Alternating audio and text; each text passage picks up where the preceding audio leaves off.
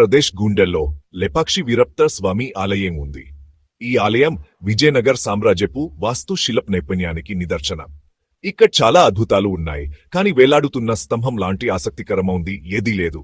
ఈ స్తంభం భూమికి కొద్దిగా పైన వేలాడుతూ గురుత్వాకర్షణ శక్తిని భీకరిస్తున్నట్లు కనిపిస్తుంది. శతాబ్దాలుగా సందర్శకులు ఈ వాస్తు శిల్ప చిక్కుముడిని చూసి ఆశ్చర్యపోతున్నారు. ఇది దైవిక శక్తా, నైపుణ్యమన్న ఇంజనీరింగ్ విన్యాసమా, లేక కాలగర్భంలో కలిసిపోయిన మర్మ? ఈ ఆలయం చరిత, పురాణం మరియు వాస్తు శిల్ప ప్రతీకాలయక్. వేలాడుతున్న స్తంభం దాని సృష్టికర్త చాతుర్యానికి మరియు ప్రాచీన కళా నైపుణ్యం యొక్క శాశ్వత శక్తికి నిదర్శనంగా నిలిచింది. లేపాక్షిలోని వీరభద్ర ఆలయం 16వ శతాబ్దానికి చెందింది. ఇది విజయనగర్ సామ్రాజ్య పాలనలో నిర్మించబడింది. ఇద్దరు సోదరులు విరూపన్న మరియు వీరన్న ఆలయ నిర్మాణాన్ని పర్యవేక్షించారు. లేపాక్షి అనే పేరు కూడా ఒక పురాణ గాథతో ముడిపడి ఉంది. రావణాసుడి నుండి సీతను రక్షించడానికి ధైర్యంగా పోరాడిన పౌరాణిక పక్షి జటాయువు కన్ను రామాయణం చెబుతుంది. గాయపడిన జటాయువును చూసి శ్రీరాముడు లేపక్షి అనే మాటతో ఓదార్చాడని, దీని అర్థం తెలుగులో లేవమ్మ పక్షి అని పురాణం చెబుతుంది.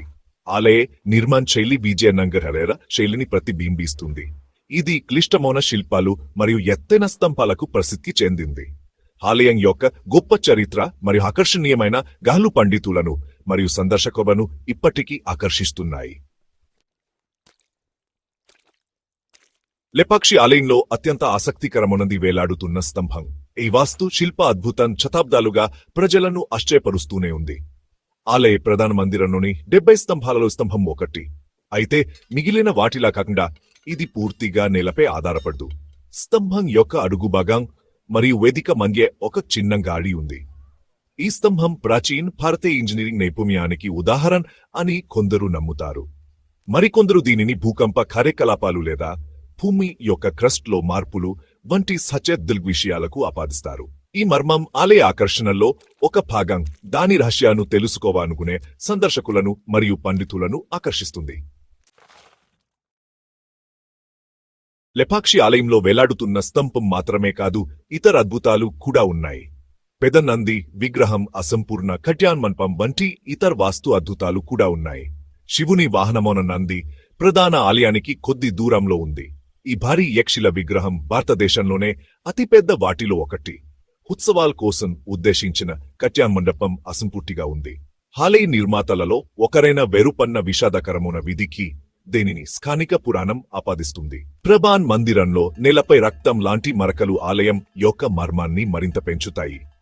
లేపాక్షి ఆలయం వాస్తుశిల్ప వైభవం మరియు సమాధానం లేని ప్రశ్నలకై సందర్శకులను ఆకర్షించడం మరియు ఆశ్చర్యపరచడం కొనసాగిస్తుంది. నిర్మాణం జరిగిన శతాబ్దాల తర్వాత లేపాక్షిలోని వీరభద్ర ఆలయం ప్రపంచం నలుమూల నుండి సందర్శకులను ఆకర్షిస్తూనే ఉంది. భక్తులు వీరభద్రునికి నివాళులు అర్పించడానికి మరియు ఆలయం యొక్క వాస్తుశిల్ప వైభవాన్ని చూసి ఆశ్చర్యపోవడానికి వస్తారు. చరిత్ర ఉత్సాహికులు మరియు పండితులు దాని గొప్పగతం మరియు అది కలిగి ఉన్న అపరిష్కృత రహస్యాల వైపు ఆకర్షితులవుతారు. వేలాడుతున్న స్తంభం ఆలయం యొక్క అతిపెద్ద ఆకర్షణగా ఆశ్చర్యం మరియు విహాగానాలకు నిరంతర వనరుగా ఉంది. లేపాక్షి ఆలయం కేవలం పూజా స్థలం మాత్రమే కాదు, ఇది ఒక సజీవ మ్యూజియం. ఇక్కడ దేవతలు మరియు రాజుల కప్లు వాస్తుశిల్ప ప్రతిభ మరియు అపరిష్కృత రహస్యాలతో ముడిపడి ఉన్నాయి. చరిత, ఆధ్యాత్మికత మరియు మన యొక్క ఈ ప్రత్యేకమైన కలయిక లేపాక్షి యొక్క ఆకర్షణ తరతరాలుగా కొనసాగుతుంది.